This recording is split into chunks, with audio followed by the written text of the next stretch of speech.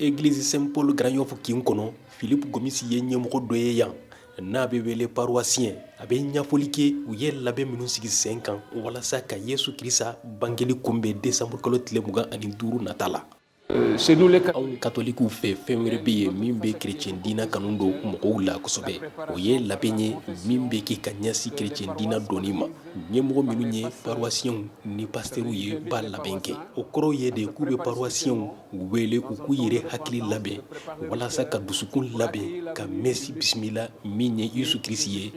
a ka nali la hadamadenw bɛ kisibaga o don ye mɔgɔw ka ɲɔgɔn lajɛ waati ye Noël yɛrɛ bɛ ka labɛn nin waati n'a ka ko o ɲɛ nin waati in ye makonani waati de ye mɔgɔw ka tuubi waati dɔ fana de conversion également. labɛn min nafa ka bon chrétien diinɛ la Noël don sœur Bernadette Ndiaye b'o ɲɛfɔ. Souvent nous sommes focalisés dans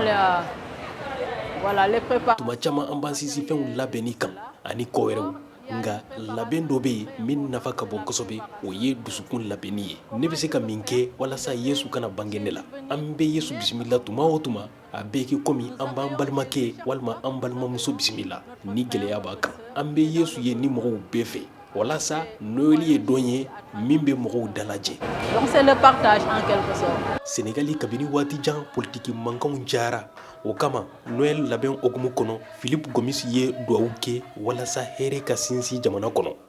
La paix qui hɛrɛ min bɛ bɔ Ala la a bɛ dusukun fara ɲɔgɔn kan Ala bɛ hɛrɛ min di an ma tiɲɛ na o bɛ nisɔndiya di an ma ka ɲɛnamaya kɛ wa an ka jamana cogoya bi ne bɛ Ala deli a ka maga dusukun na bɛɛ ka dɔn ko Sénégali ye an ka jamana ye wa a ka kan an ka baara kɛ walasa an ka jamana ka taa ɲɛ. de notre pays. Nama Jara, Dakar, Bewa Bambara.